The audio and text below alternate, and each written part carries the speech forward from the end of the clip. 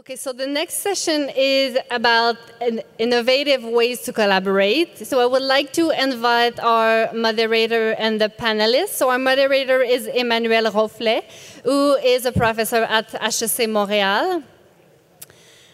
I would also like to invite Denise Burns from Oxfam Québec, Hugo Beauregard-Langelier from UPADI, Union des producteurs agricoles développement international, et Fraser Riley King du CCCI. Donc, voilà. Merci beaucoup, Andréane. Donc, bienvenue à tous. Ce panel va être en français. Je pense qu'il y a la traduction simultanée. There is simultaneous translation into English.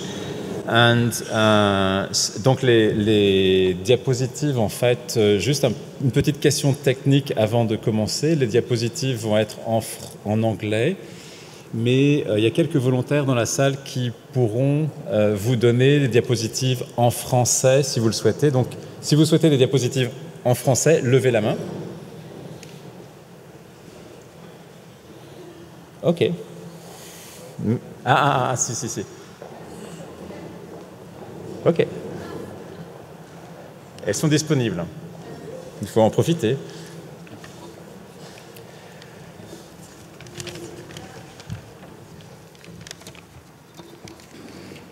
Donc cette séance de cet après-midi, en fait, porte sur les nouvelles façons de faire, et en particulier nouvelles façons de collaborer entre les différents secteurs, donc entre les secteurs secteur universitaire et le secteur des organismes de développement international.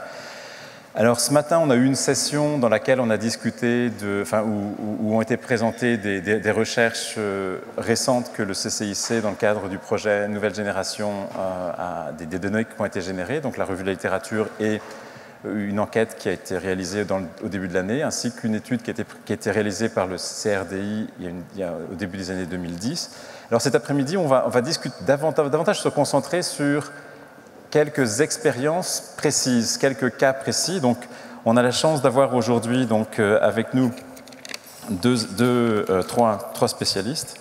Donc Fraser Riley King, qui est analyste senior des politiques au CCIC, donc qui va présenter le contexte.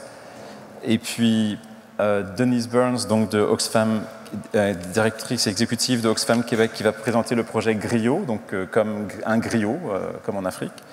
Et Hugo Beauregard-Langelier, donc directeur développement des affaires, donc UPA, l'Union des producteurs agricoles développement international, qui va présenter un projet innovateur aussi de collaboration avec le secteur universitaire. Donc sans plus attendre, alors chaque présentateur aura grosso modo 8-10 minutes pour présenter, et puis vous avez probablement reçu des questions sur chacune des tables. Donc après, il y aura une séance aussi, on va vous demander de réfléchir en petits groupes, et puis il y aura une petite mise en commun à la fin aussi de vos réflexions. Donc sans plus attendre, je vais inviter Fraser.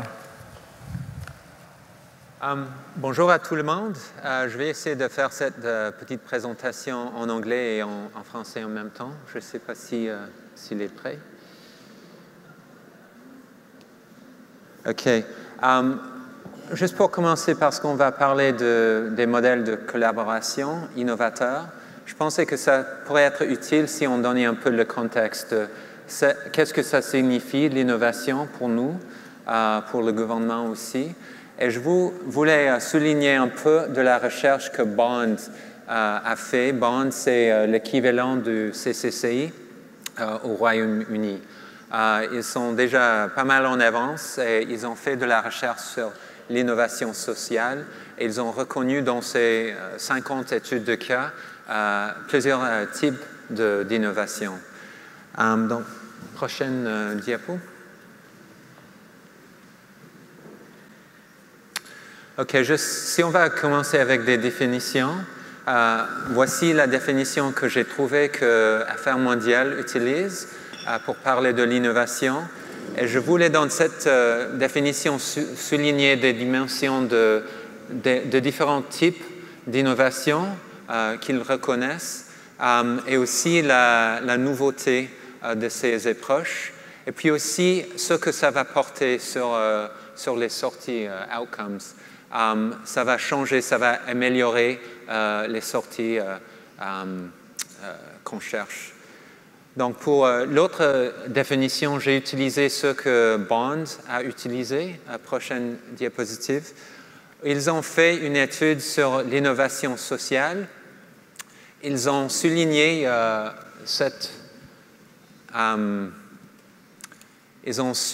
le social innovation parce qu'ils pensaient que c'était mieux adapté au développement international et l'assistance, l'aide humanitaire, parce que ça essaie de trouver des solutions à des problèmes sociaux. Donc c'est mieux peut-être pour le travail que nous on fait.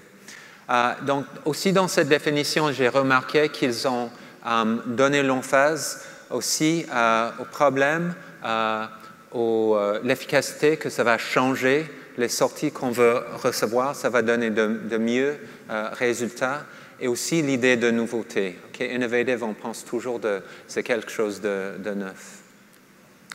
Donc, prochaine. Ce que j'ai trouvé encore, juste pour donner un peu le contexte, c'est l'idée de, OK, c'est neuf, c'est une nouveauté, mais vis-à-vis quoi? Donc, pour plusieurs organisations, si c'est quelque chose qu'on ne fait pas d'habitude, ça va être neuf, ça va être quelque chose de nouveau.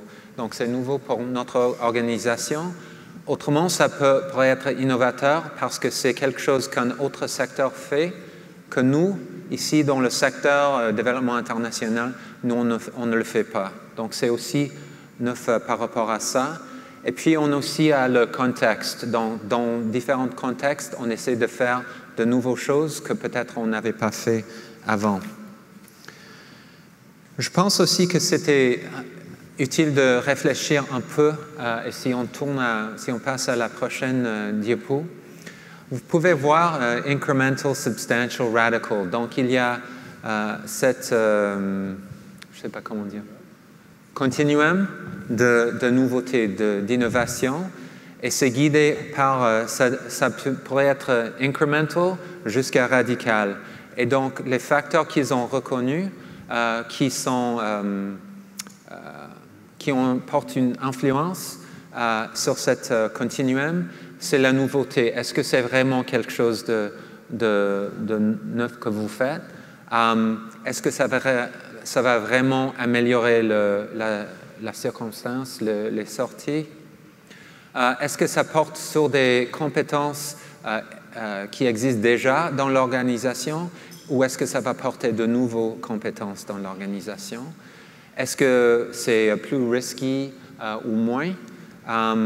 Quel type de modèle d'affaires est-ce que vous utilisez, de financement? Est-ce que ça c'est nouveau ou c'est l'original que vous utilisez toujours? Est-ce que ça va changer vraiment des pratiques sociales, ou est-ce que ça continue avec ce qu'il y avait avant? Et comment est-ce que ça change de status quo? Est-ce que ça va vraiment changer des choses?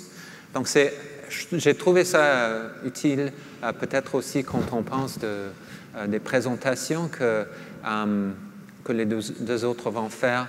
À quel niveau est-ce que c'est innovateur?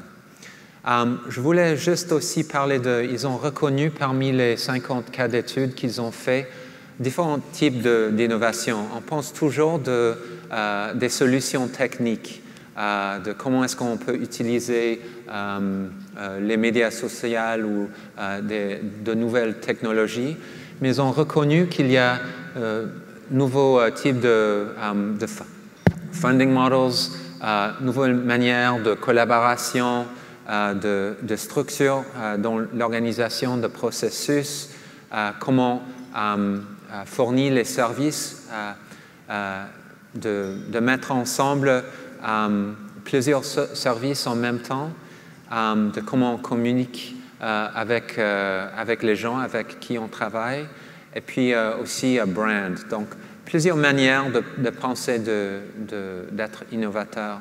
Et juste peut-être pour donner un peu d'emphase plus sur la collaboration,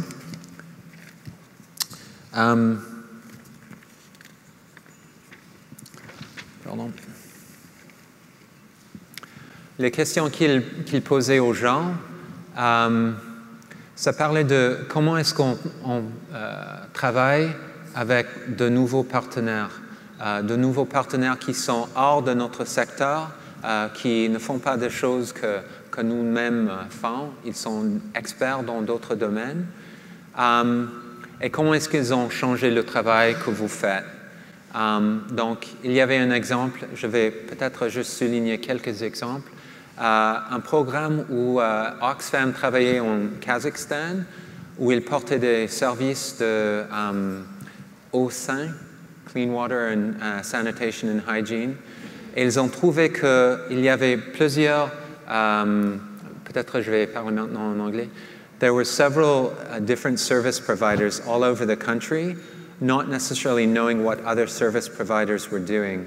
And so they simply created a platform that would allow each of the different service providers to identify where they were working on, what they were working on, sharing different data. So it was simply providing a platform for already existing services to connect and coordinate with one another.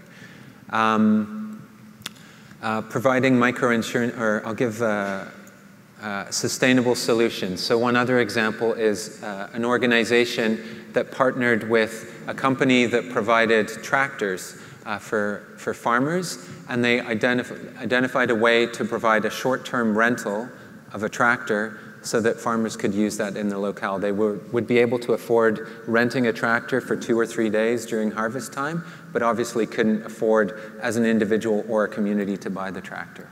So just a couple of examples of innovative, I think, models of collaboration. Merci. Merci beaucoup, Fraser. Donc, je vais demander à Hugo maintenant. On va changer les diapos aussi.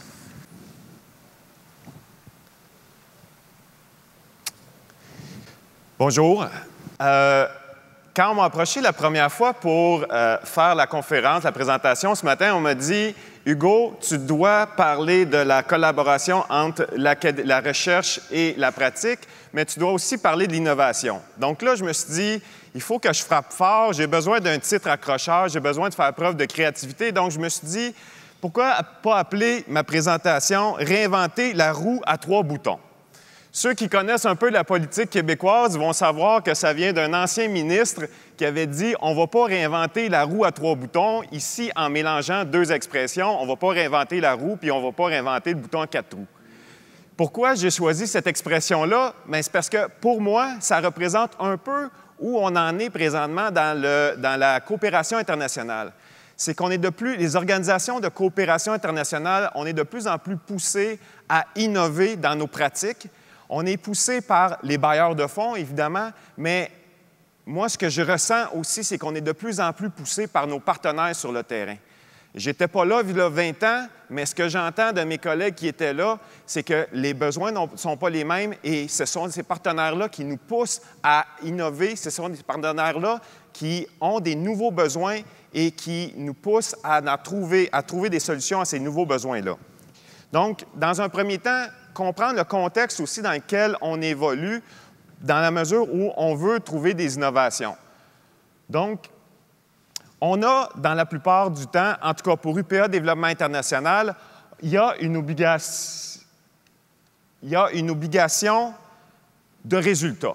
On nous présente des projets, on nous dit, par exemple, il y a un appel à proposition, on nous dit il faut atteindre un résultat ultime, il faut atteindre tel résultat intermédiaire. Donc, une obligation de résultat, et c'est maintenant à chacune des OCI, des organisations de coopération internationale, à définir, à innover dans les moyens dont on va réaliser on va atteindre ces résultats-là.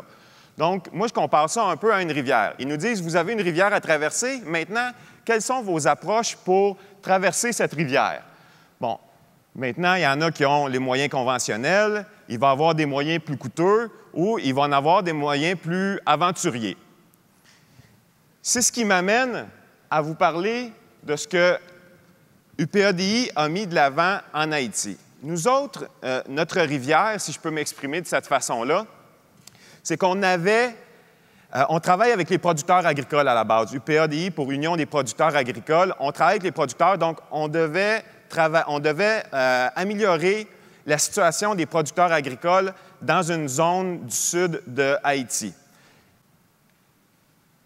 Pour nous, il fallait trouver une façon d'appuyer ces producteurs-là, notamment en leur offrant des débouchés pour leurs produits. Parce que c'est une des grandes difficultés qu'ils ont en Haïti, c'est de trouver des débouchés pour leurs produits agricoles.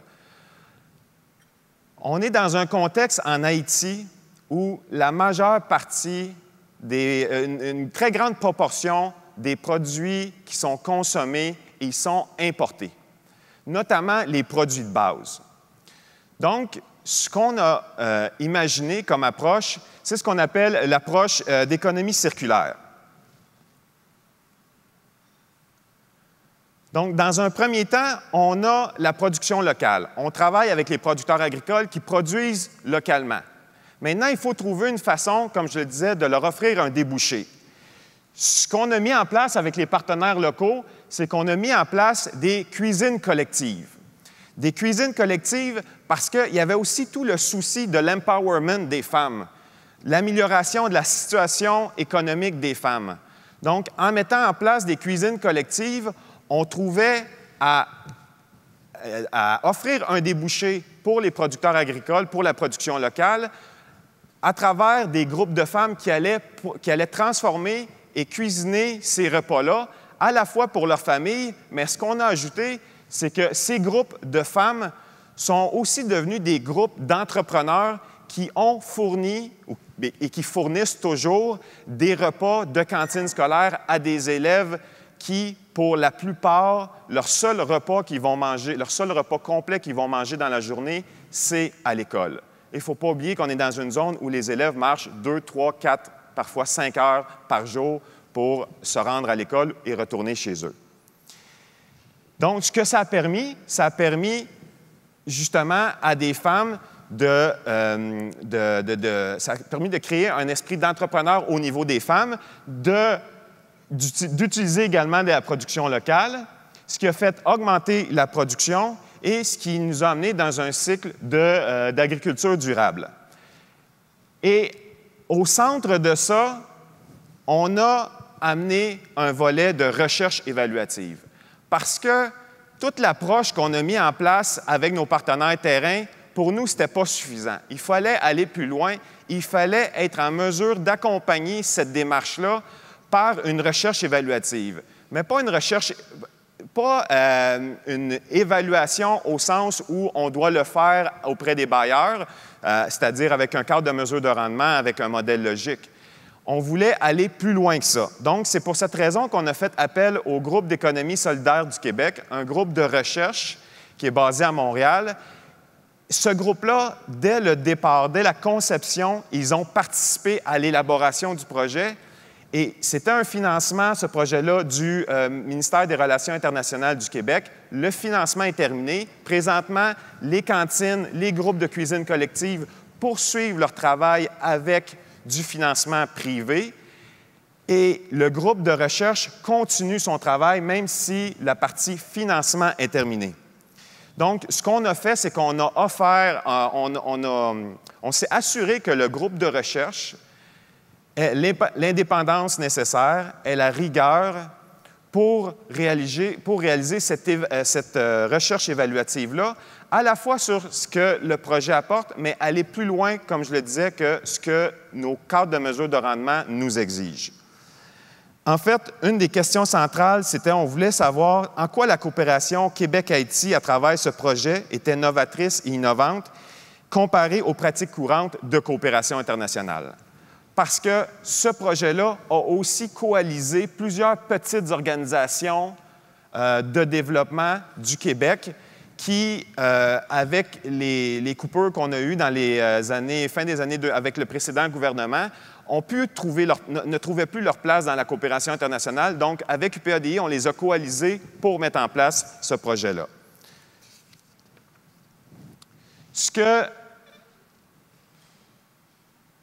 pour nous, ce que l'apport innovant de la collaboration académique à la pratique, qu'est-ce que ça l'a permis?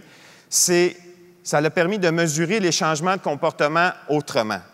Autrement, dans le sens où, qu'est-ce que les partenaires veulent?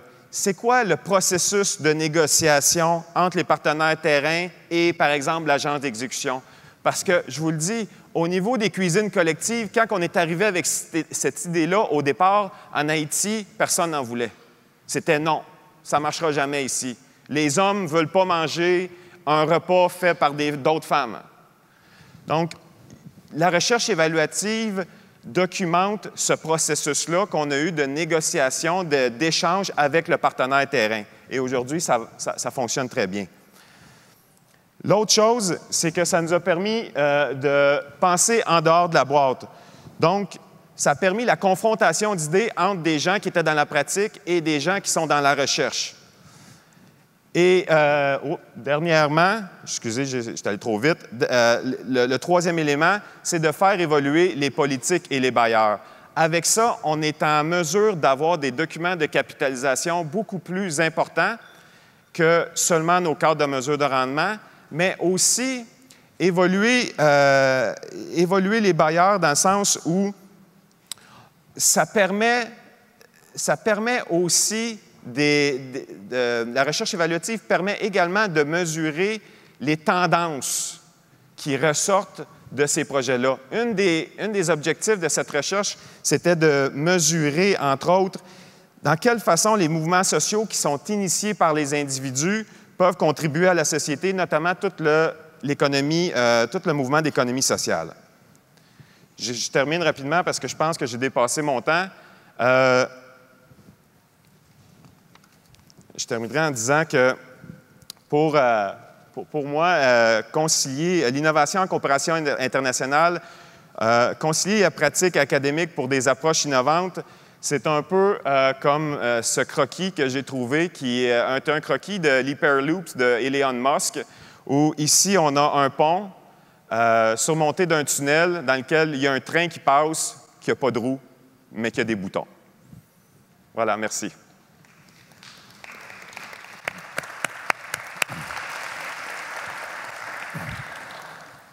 Merci beaucoup, Hugo. Donc maintenant, je vais demander à Denise de prendre soit ici ou comme toi.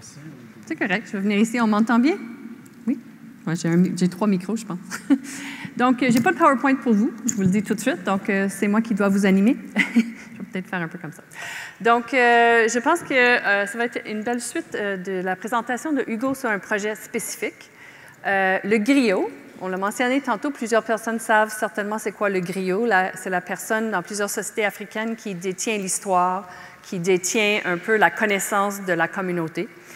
Et honnêtement, je n'étais pas là quand on a fondé le griot, donc je ne sais pas si on a pris le griot comme concept pour créer l'acronyme ou l'inverse, mais en tout cas, le griot veut dire le groupe pour la recherche, pas le groupe de recherche, mais le groupe pour la recherche, l'innovation, les organisations et le transfert de connaissances. Et elle est née parce qu'à l'époque, il y avait 2 organisations, le Plan Nagua, qui est une ONG qui était à Québec, et Oxfam Québec, qui avaient des présidents de conseil qui étaient des gens du milieu de la recherche. Un qui venait de l'Université de Sherbrooke, puis l'autre qui était à l'Université Laval. Et on se posait la question entre eux et les praticiens, pourquoi il y avait peu de chercheurs qui s'intéressaient aux questions du développement international? Pourquoi il y en avait peu qui allaient sur le terrain pour voir c'est quoi l'impact du travail des organismes de coopération avec leurs partenaires locaux? C'est quoi l'impact sur les organisations du travail de renforcement de leur fonctionnement, etc., et donc dans leur pratique? Et ce qui ressortait, c'est d'une part, du côté des chercheurs, un manque d'accès à ce terrain-là. Donc, de ne pas avoir sur place des gens pour faciliter les liens, la logistique, rencontrer des partenaires, etc. Et des côtés des ONG, c'est sûr qu'Oxfam, par exemple, on est un organisme on fait du développement, on fait de la réponse humanitaire, mais on veut aussi travailler beaucoup dans les campagnes et les changements structurels qui maintiennent la pauvreté, les lois, les structures qui sont là qui maintiennent la pauvreté. Pour faire ça, on doit sortir aussi des données probantes pour être derrière nos arguments puis nos demandes, pour démontrer qu'ils sont valables, qu'on a fait notre recherche, qu'on a fait nos devoirs. Mais on n'avait pas toujours les ressources pour le faire. Et le GRIO a été fondé en 2008 à peu près, donc à une époque où on n'avait pas dans les ententes de financement beaucoup d'argent pour la recherche. Je pense que ça a évolué depuis ce temps-là. Donc, on s'est dit, pourquoi on ne créerait pas un partenariat entre le milieu académique et des praticiens? Qu'est-ce que nous, on pouvait offrir à Oxfam? C'était le terrain, l'accès à des groupes locaux avec qui on travaillait depuis longtemps, leurs pratiques, leurs réflexions, leurs problématiques, leurs questions, de la logistique pour les chercheurs sur le terrain, donc faciliter ça. Et les chercheurs s'engageaient de leur bord à s'assurer de redonner le fruit de leur recherche à Oxfam et à tous nos partenaires pour enrichir nos pratiques, nous faire réfléchir sur comment on travaille et améliorer notre travail. Donc, un apprentissage commun. Les 3 profs qui étaient à la Fondation ont pris sur eux de dire on va s'assurer de vulgariser l'information qu'on va recevoir autant pour vos partenaires que vos employés et avoir une bonne discussion sur les pratiques. Donc, ça semblait une très bonne formule. On a commencé dès le départ en travaillant avec le CACID, là, qui sont partenaires de ce colloque, pour pouvoir présenter les résultats de recherche dans l'ACFAS, l'Association canadienne pour la recherche le savoir. Je ne suis pas très bonne dans l'acronyme, mais en tout cas. Et donc, on a eu plusieurs étudiants à la maîtrise qui ont fait des recherches avec nous et une au doctorat qui, grâce au travail d'un de nos profs, a pu avoir du financement du CRDI. Un financement qui permettait non seulement d'aller sur le terrain faire la recherche, mais une fois que c'était terminé, de retourner sur le terrain et restituer avec tous les acteurs locaux, les partenaires au Bénin qui avaient participé. Et ça semble logique, mais pour les partenaires locaux, plusieurs ont dit que c'était la première fois que des chercheurs du Nord venaient leur demander de l'information, de l'input, mais revenir après pour leur donner aussi le contenu puis la connaissance. Donc, c'était une belle expérience. Pour nous, Oxfam Québec, on voyait ça comme vraiment une opportunité de développer nos pratiques, d'avancer, excusez-moi. Et donc, ça a bien fonctionné pendant un certain temps, je vais vous dire. Et les profs en question étaient en négociation avec le CRDI pour pouvoir financer au moins une fois par année un chercheur qui présentait un projet intéressant pour faire avancer la pratique générale dans les organisations. Malheureusement, il y a eu une période de financement difficile autant pour le CRDI qu'Oxfam Québec, puis des restructurations, différentes choses comme ça, qui ont fait que le directeur responsable chez nous, qui était quelqu'un qui était aussi du milieu des universités, son poste a dû être coupé. Le CRDI était dans une restructuration, la discussion s'est arrêtée là. Et on a rencontré des défis qui nous ont fait apprendre. Un, c'était qu'on a produit un beau site pour le GRIO, puis on faisait connaître parmi les étudiants dans les universités, les profs. Mais leur réaction à ça, c'est de penser que le GRIO allait leur financer. Oxfam n'avait pas les fonds. Donc, on se retrouvait à une place où des fois, c'était pas facile, ou bien où ils arrivaient avec un projet qu'ils ont déjà fignolé, fermé, et ils voulaient que maintenant, on trouve le financement, mais nous, c'était un travail avec nos partenaires sur le terrain pour qu'ils puissent être partenaires de quelle recherche, qu'est-ce qu'on veut évaluer, à quoi ça va leur servir par la suite. Donc, on a eu quelques difficultés à ce niveau-là. Mais toujours est-il, même si depuis 3 ans, le GRIO est un peu en veilleuse, je vais dire, les profs n'ont pas oublié et on est en discussion en ce moment pour voir si on ne peut pas faire bénéficier le GRIO à l'ensemble des organisations de coopération du Québec. Donc, il y a une volonté de travailler avec l'Association québécoise de la coopération internationale pour voir si on pourrait faire héberger le GRIO à la COSI et que ça bénéficierait autant aux chercheurs d'avoir une vaste ouverture de terrain possible de recherche en termes d'organisation et de partenaires, et pour les OCI d'avancer plus collectivement nos pratiques puis nos façons de faire. Donc, on espère qu'on va trouver une façon de... On regarde avec le service aux collectivités de l'Université du Québec pour un financement pour évaluer les besoins de la COSI et de la recherche dans un premier temps et pouvoir développer ça par la suite. Donc, c'est ça. Je pense que ça a été une expérience très enrichissante. Et pour Oxfam Québec, je peux dire qu'il y a des impacts qui restent. À travers cette expérience, on a commencé dans 2009-2010 à mettre en place des plateformes électroniques de communautés de pratique de tous nos conseillers genre partout dans le monde qu'on avait dans tous nos terrains, de toutes nos personnes en évaluation, monitoring, évaluation, pour qu'ils se partagent entre eux partout. Si on fait quelque chose d'intéressant en Bolivie, qu'est-ce qui se passe ailleurs? Aujourd'hui, on en a beaucoup de ça, mais à l'époque, pour nous, c'était nouveau, dans 2008. Donc, ça, c'est resté. Et c'est resté aussi d'avoir une unité d'évaluation Oxfam Québec qui a perduré malgré des coupures immenses de 1/3 de notre budget il y a 3-4 ans. On a décidé de conserver ça parce qu'on avait vu la pertinence et l'importance de ça. J'ai interviewé un des chercheurs avant de venir ici parce que la création me prédate à Oxfam Québec. Et j'ai dit, qu'est-ce que ça vous a apporté, vous? Et ce qu'ils m'ont dit, c'est de deux choses, bien, le terrain, l'accès et tout ça, mais l'autre, c'est qu'elle m'a dit, elle est dans le domaine de la gestion. Puis elle dit, elle s'intéresse beaucoup aux phénomènes organisationnels, le développement organisationnel, les phénomènes de dynamique entre, par exemple, les partenaires d'ici ou d'ailleurs qui travaillent à faire évoluer les organisations. Elle m'a dit, c'est très rare d'avoir une place où on peut étudier ces phénomènes-là de partenariat, de développement, de renforcement des capacités. Il n'y en a pas beaucoup de place pour ce genre de recherche. Donc, pour eux, c'était très riche. Le CRD, d'ailleurs, avait dit que c'était la première fois, la doctorante en question, c'était la première fois qu'on leur soumettait un projet pour étudier les phénomènes organisationnels du développement. Donc, ça les avait comme beaucoup intéressés.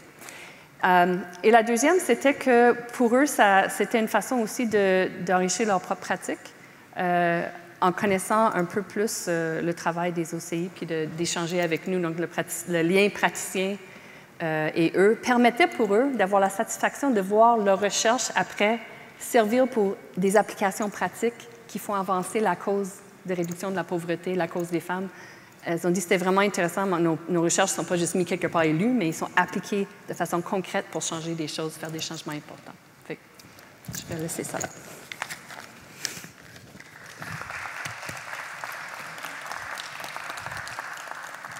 Merci beaucoup, Denise. Donc, maintenant, je vais juste vous poser quelques questions à propos de vos deux présentations. La première, c'est qu'est-ce qui est vraiment innovant dans les modèles que vous avez présentés? Quelles sont les dimensions pourquoi vous avez choisi ces modèles?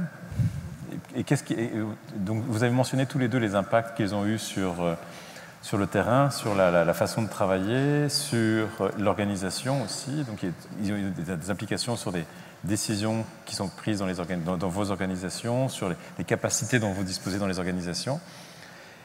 Et puis, est-ce que vous pourriez situer le caractère innovant de ce modèle par rapport à la typologie, au continuum que Fraser a présenté tout à l'heure? Donc, est-ce qu'on parle d'une innovation incrémentale, c'est-à-dire graduelle? Est-ce qu'on parle d'une innovation substantielle ou est-ce qu'on parle d'une innovation radicale ou un mélange des deux ou un mélange des trois? Donc, soit Hugo, soit Denise. OK, je peux briser la glace.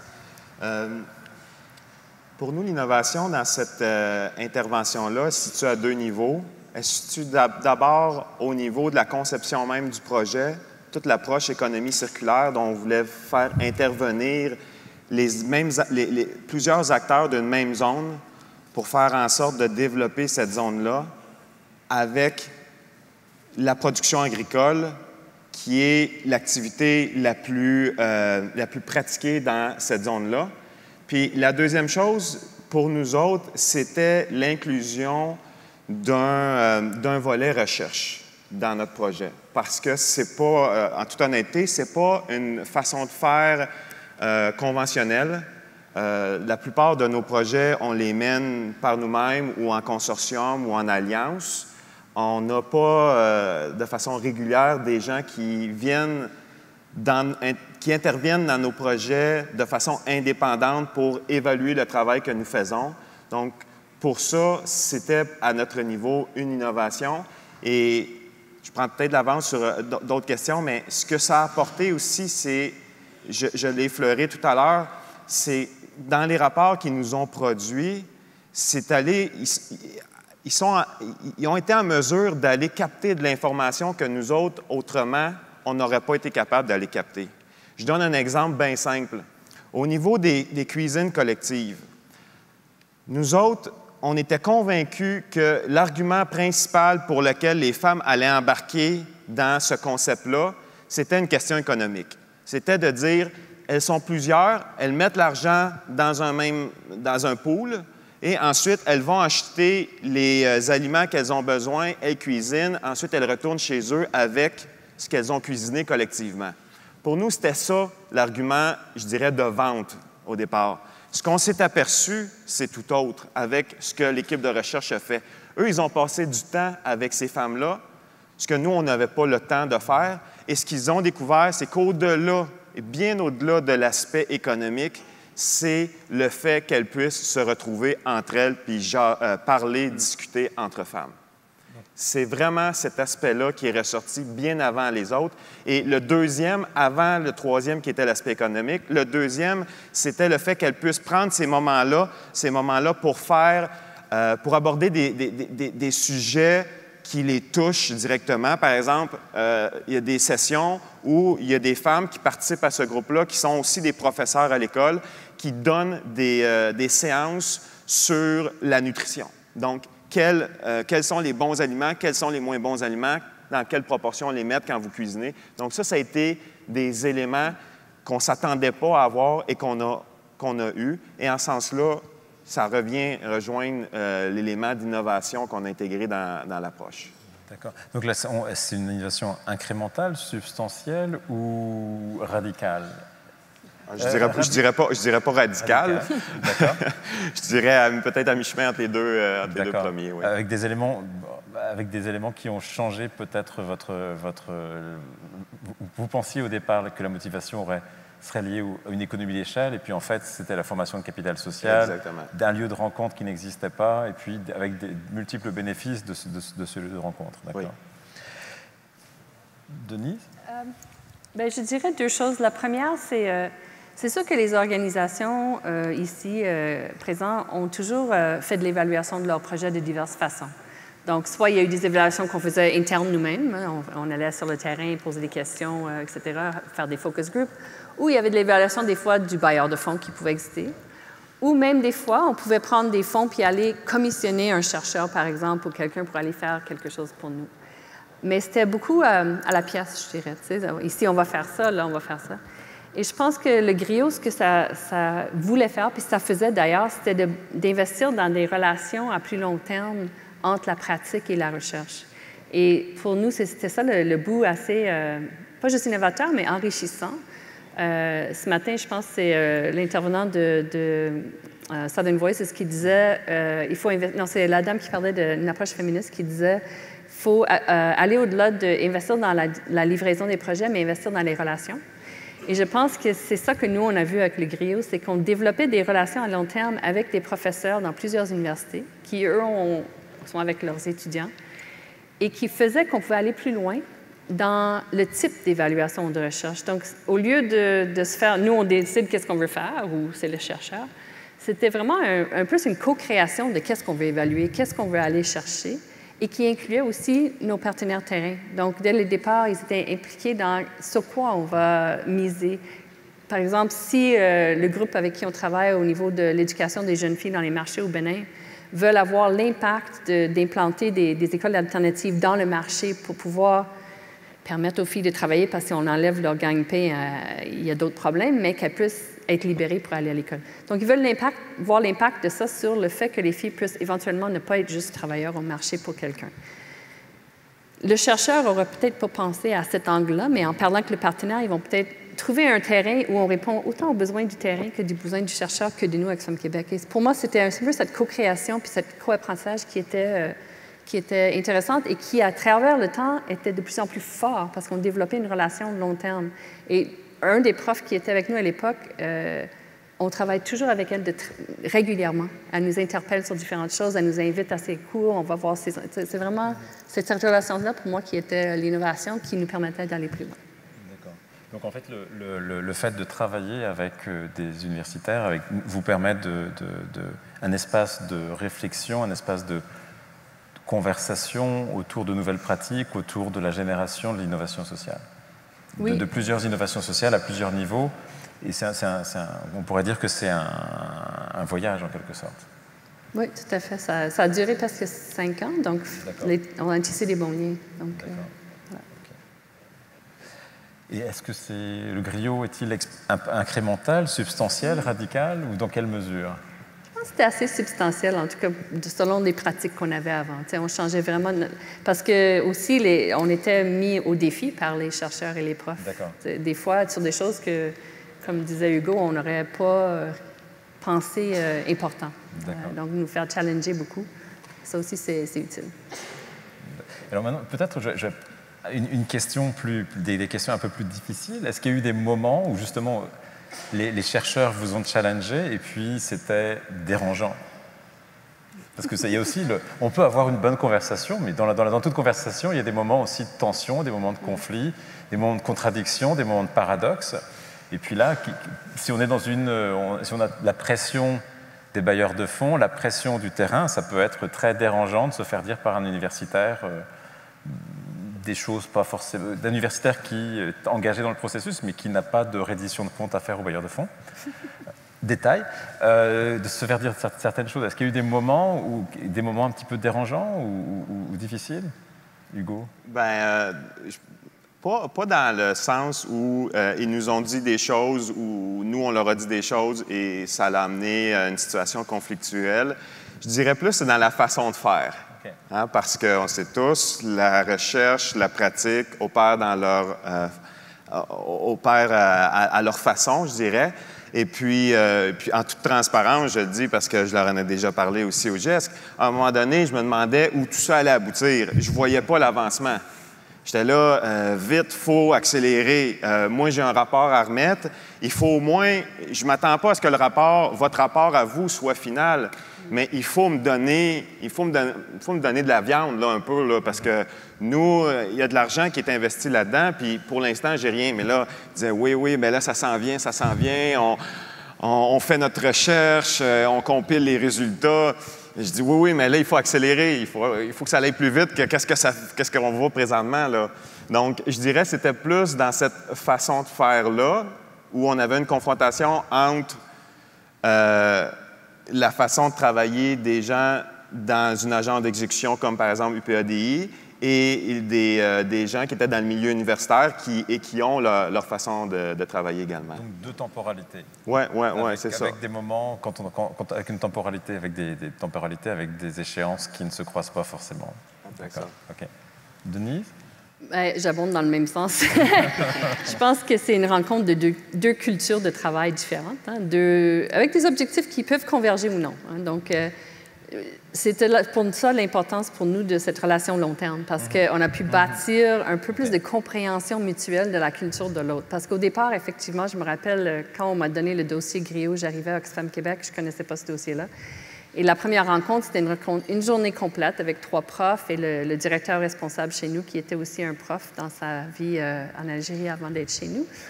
Et moi, qui étais une praticienne des programmes, en gros, là. Et j'ai trouvé la réunion extrêmement longue, et puis je trouvais qu'on tournait beaucoup, puis on n'avançait pas, un peu comme vous, là. C'est que oui, mais ça va donner quoi, là? Et ça m'a pris beaucoup de temps pour réaliser que effectivement, il fallait bâtir la relation, d'une part, comprendre la culture les uns les autres, puis pouvoir avancer ensemble après. Mais c'est sûr que les façons de travailler sont différentes. Et si on regarde un autre exemple similaire, c'est quand on travaille avec le secteur privé. Et là, c'est l'inverse. Avec les chercheurs, nous, on pense qu'ils sont lents. Mais quand on est avec le secteur privé, ils trouvent que nous, on est lents. Puis on est peut-être trop bureaucratique avec nos cadres logiques et tout ça. Donc, je pense que quand on décide de faire quelque chose en dehors de notre boîte avec des partenaires unusual suspects, autres, ça va nous confronter qu'on n'a pas les mêmes cultures de travail. Mais c'est dans ça, je pense, qu'on sort la matière intéressante. C'est de confronter nos façons. C'est ça qui sort, qu'on apprend ensemble, puis qu'on se confronte, mais de la bonne façon. De se faire challenger, ça nous fait avancer. Si on ne se fait pas challenger, on roule la même roue. C'est ça. Est-ce que vous auriez un ou deux conseils? Moi, j'enseigne le management habituellement, donc on aime bien les trois recettes clés, les deux, peut-être pas les 7 ou les 8, mais les 2 ou 3 points qui vous semblent cruciaux pour des conseils peut-être pour les universitaires. Peut-être soit pour les universitaires ou soit pour les praticiens du secteur. Moi, j'en aurais plusieurs, mais si je concentre un très humain et très pratico-pratique, en tout cas que moi j'ai apprécié, c'est moi j'ai fait une mission terrain en Haïti avec des gens qui étaient en charge de la recherche évaluative. Eux faisaient leur travail, moi j'étais là dans un autre cadre. Je n'étais même pas là dans ce cadre de ce projet-là, mais c'était dans la même zone. Puis juste le fait de se côtoyer, le soir au souper, le matin au déjeuner, discuter, voir où ils en étaient rendus, comprendre un peu plus leur façon de travailler. Moi, ça m'a éclairé sur justement ce monde-là avec lequel je ne suis pas en contact régulièrement. Dans les autres, je dirais peut-être facteurs de succès à notre niveau, c'est l'indépendance qu'on a donnée aussi à l'équipe de recherche. Nous, on leur a vraiment donné carte blanche. On a fixé ensemble au départ les grands objectifs, mais après ça, on ne s'est pas impliqué au niveau, en fait, à tous les niveaux, on ne s'est pas impliqué dans la rédaction de leur rapport, de leurs documents. Puis, c'était important aussi pour nous de leur donner les moyens de réaliser le travail. Et là, je mets ça entre guillemets. On leur a donné les moyens dans la mesure où nous, on avait les moyens aussi. Il ne faut pas être naïf. Ce genre de démarche-là, en tout cas dans notre cas, le genre de démarche, ça coûte de l'argent. On n'a pas été en mesure de défrayer tous les coûts. Il y a une partie qui est venue du groupe de recherche à leurs propres frais parce qu'avoir eu à défrayer la totalité des coûts de cette recherche évaluative-là, on n'aurait pas été capable de le faire. Donc, il a fallu que la recherche accepte de faire ça. Puis, je parlais justement il y a 2 jours avec le responsable de cette recherche-là en prévision de la conférence aujourd'hui, puis il m'a dit, pour nous, c'est un peu notre contribution à la solidarité internationale. Donc, je dirais que c'est les principaux éléments qui ont fait que ça s'est bien déroulé. Tantôt, à l'heure du dîner, on jasait avec la directrice de la Banque mondiale qui nous a adressé la parole ce matin. On était un petit groupe. Et on parlait du fait que, par exemple, dans le monde humanitaire, on est face à une situation actuellement où le système qu'on a mis en place ne peut plus répondre à la réalité qui est devant nous. Les crises sont trop nombreuses, sont trop complexes et on manque de ressources, on manque de... En tout cas, on est arrivé au bout du gouffre de notre système qu'on a créé, disons ça comme ça. Et dans d'autres secteurs, c'est pareil. Au niveau du développement, il y a des choses qu'on est arrivé à une place où il faut comme faire autrement. Et je pense que la seule façon de faire ça, c'est de mettre ensemble des gens qui pensent différemment, de s'alimenter de l'externe de notre propre réseau, de se confronter, de penser autrement et d'avoir des gens qui vont nous pousser vers autre chose parce qu'on ne trouvera pas les réponses tout seul, notre secteur tout seul, pas plus que le secteur privé qui parfois pensent qu'ils ont les réponses aussi, là, mais tout seul, il n'y a pas un secteur qui va trouver les réponses à cette situation qui est complexe. Les changements climatiques, c'est un très bon exemple. Ce n'est pas les ONG tout seuls qui vont trouver des réponses à ça pour que ça se passe mieux dans certains pays très à risque, par exemple. Donc, ça, je pense que pour moi, c'est ça le creux, c'est que ça prend des idées très différentes autour de la table, les nôtres et ceux de d'autres, incluant le milieu de la recherche, de l'académique, pour avancer ensemble vers d'autres idées, d'autres façons de faire, parce que nos systèmes, il va falloir les changer un peu. Ils ne répondent plus. Donc l'innovation sociale radicale, en fait, passe par la collaboration intersectorielle. Moi, je pense que oui. D'accord. Fraser, est-ce que tu voudrais ajouter quelque chose? OK. Donc maintenant, merci beaucoup. Donc maintenant, je vais demander vous avez probablement, vous êtes assis par table, et puis on a une deuxième période qui est une période où on va vous demander de réfléchir à partir de vos propres expériences. Je pense que sur chacune des tables, en fait, il y a une feuille avec une question. En fait, elles seront distribuées. On voulait d'abord identifier une table francophone. Donc peut-être la table ici. Donc les tables francophones. Donc on va faire une table francophone et si on a besoin de plus, on fera 2 tables francophones. Puis on va distribuer les questions en compte. Voilà. Donc une question logistique. Donc on se regroupe par langue et puis on distribuera les questions. Donc en fonction de ça. Donc je vais vous demander maintenant de revenir et puis j'aimerais juste on va juste choisir quelques réponses à la première question. Donc quel groupe avait la première question? Which group had the first question, the question 1? Which is, what is innovative in the model based on your experiences? OK. Donc, est-ce que vous pourriez partager, en fait, Je ne sais pas si vous avez nommé un rapporteur, une rapporteuse, un président, une présidente, un secrétaire, une secrétaire, un modérateur, une modératrice. Mais est-ce que, donc juste pour... donc ce sera une présentation, donc merci. J'ai été désignée, mais pas au début, alors ça se peut qu'il y ait des choses. On s'est posé la question sur l'innovation. On pensait que la collaboration des ONG avec les chercheurs, les universités, c'est pas une pratique récente, c'est pas une pratique nouvelle. Et ce qu'il fallait innover là-dedans, c'est peut-être de voir comment on peut mieux amener les résultats des recherches dans les pratiques. On s'est posé la question comment les chercheurs doivent travailler avec nous, ONG, dans l'identification même de leurs recommandations.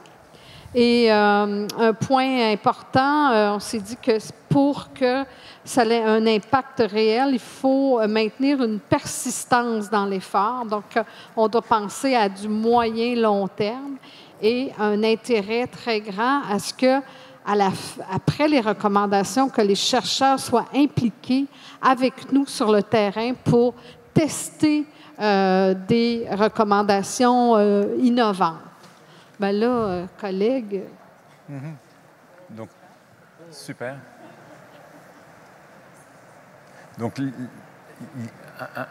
lier les résultats de recherche à la pratique, persistance et effort pour le long terme, impliquer les chercheurs dans le test sur le terrain. Ce sont trois tests. D'autres réponses? Maybe answer to the first question? Maybe, peut-être, alors on peut passer à la question 2. Quel groupe avait la question 2? Which group had the second question? OK, là-bas.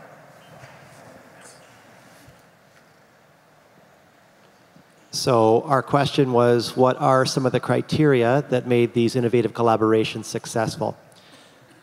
So we were a little stuck with the word criteria. We'll talk about some of the characteristics, perhaps, that made them successful, but we talked about the importance of developing trust relationships between any partners that are involved. And we emphasized that all of the different partners that were involved had a motivation to be there.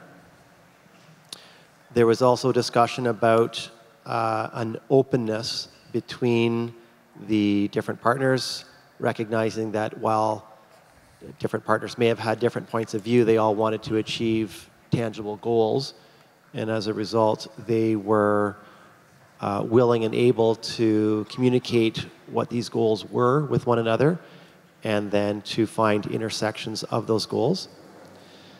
We also talked about the importance of symbiotic relationships.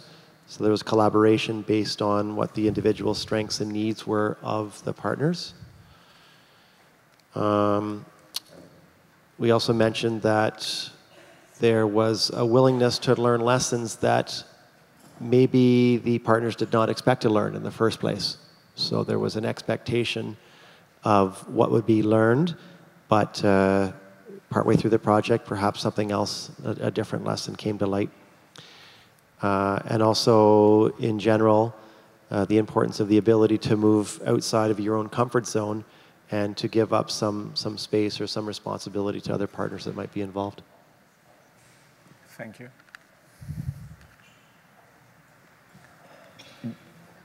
Richard?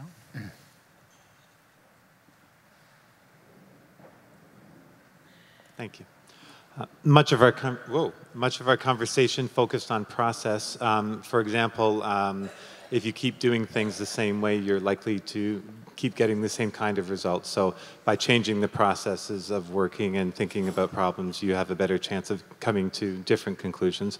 One of the ways is creating contexts of working and thinking that are going to stimulate creativity. The example was, I thought it was charming to hear, how can I tell people to think outside of the box and then send them back to their cubicles? A third point would be the willingness to fail, the willingness to make mistakes, and the willingness to work with some sort of contradictions that are inherent in the context. One of the contradictions was around the way Global Affairs Canada tries to have us present projects and demonstrate how innovative we are, and to demonstrate how our risks are very low. So we have to work with those contradictions. Another one is having a feedback mechanism integrated into the processes so that even though, and the example that was given was very interesting also, you don't necessarily know what the innovations are going to be at the beginning of a project, but you're creating a system that has feedback mechanisms within it so that people are in reaction to the reality and the results of their work so that they can change as they go along. So you don't know exactly what they're going to be doing, but you know that they're in a context that they're going to be coming up with new responses to probably new problems as well within that context. And I guess the surprising one was determination. And we didn't know how to fit this in sort of conceptually, but it was an example that was given of something that was getting negative feedback or minimal feedback from the overarching system for years and years and years. But because of values and conviction about this is the right thing to do, the organization stuck with it, and eventually the tides turned, the context changed, and it made a whole lot of sense in a new political context. Thank you. Et maintenant pour la troisième question. Donc la troisième question, c'est quelle différence ces modèles innovateurs et ces approches ont eu en termes d'impact? Third question. OK, ici.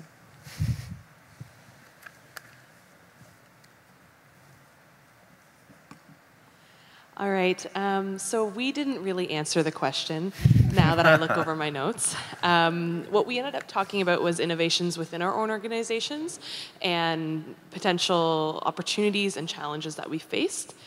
One of the main points was just this kind of recognition that whether we're talking about humanitarian crises, whether we're talking about needing to engage with new groups, the sort of necessity to innovate, and that it's really not something that can be avoided. And organizations are going to need to do it whether they would like to or not. We also talked about the importance of organizations playing convening roles, bringing together stakeholders and not predetermining the outcomes, and just being able to have some humility in that, bringing folks together, recognizing that you don't have the answers, and that the innovation is allowing the group to come up with their own. One example that we thought was really interesting was at one organization, they have an innovation day where they actually, out of that day, whether it's internal or external, they bring folks together and then they actually pilot things that come out of that. So, and it can be something as simple as how to keep the office clean or cleaner, or it could be something in terms of how they're engaging with external stakeholders. And so we just thought that that was a really interesting example of how to foster an environment of innovation. But then within that, we also talked about sort of the parameters that allow you to innovate and the constraints that you might face. So one being the example of leadership, not willing to take risks, whether it's at senior management or board levels. And the other, of course, being a relationship to your funders. And so we talked about how that sets the parameters for what's acceptable in terms of innovation. So kind of following on the comment about being told to innovate, but also show that you have no risks. So we also had a conversation about that. Merci beaucoup, thank you. Une autre table pour la question 3, third question. OK.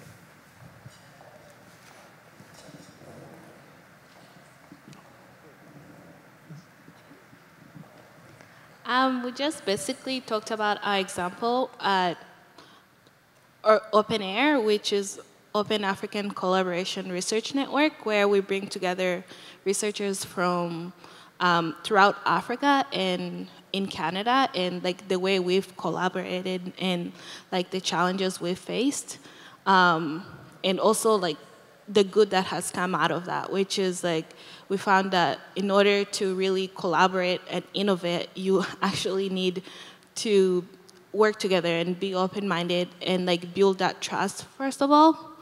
And just, you need to, like the other group said, you need to recognize that you don't, that you need other teams who have different knowledge than you do, and basically you need to collaborate in order to innovate.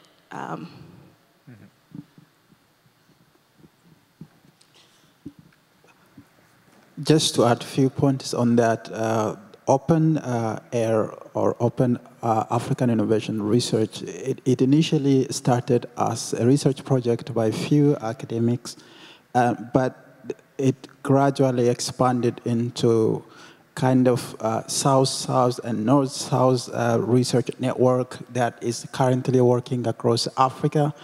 And there are people who are engaged in that from Canada, and there are researchers and practitioners, as well as students who are involved in that network from Africa. So it's a kind of bottom-up approach which takes into account the context in the continent and engaging people who are familiar with that context, who are based in Africa, who are academics, as well as researchers, practitioners, and ex-government officials working in different intellectual property offices.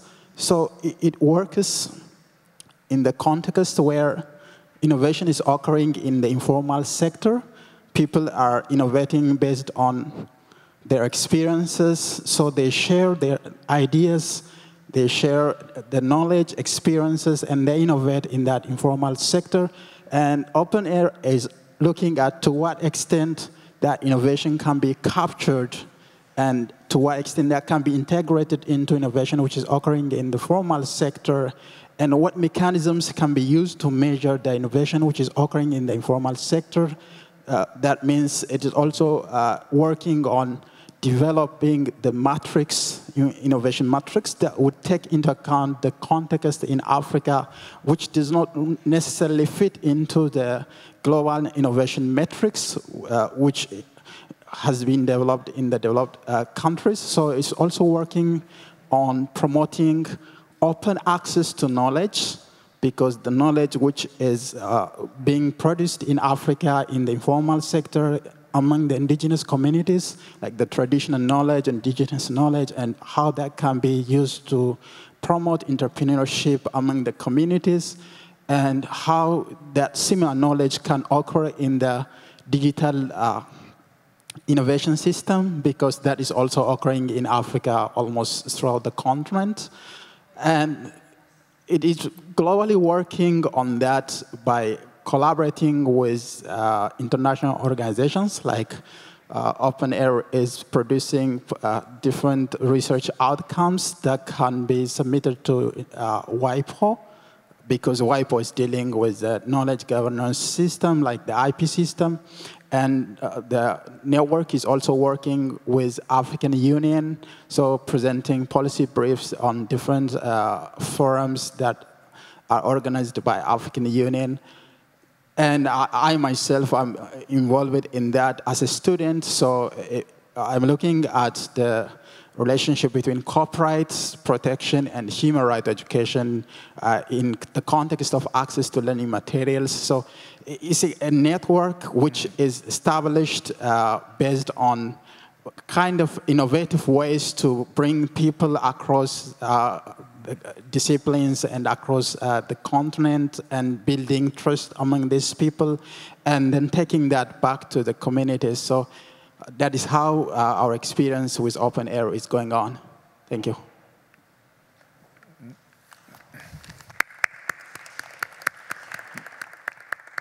Merci beaucoup. Donc j'aimerais vous remercier. Je pense que c'est le début d'une conversation. Le focus de ce panel cet après-midi, c'était sur les collaborations, les partenariats, l'innovation sociale dans le contexte des conversations entre universitaires et organisations de la société civile. Mais je pense que peut-être, là, une humble suggestion pour les prochaines éditions de la conférence, ce serait de parler on s'est concentré sur le Canada, de parler des liens avec les universités dans le Grand Sud, les défis que ça présente, parler des bénéfices, et puis de l'engagement aussi avec les organisations qui sont les partenaires dans le Sud aussi. Donc là, c'est On a parlé des conversations essentiellement canado-canadiennes, et puis là, on pourrait bien évidemment parler pendant plus longtemps, et autour d'un thème fascinant et potentiellement très riche.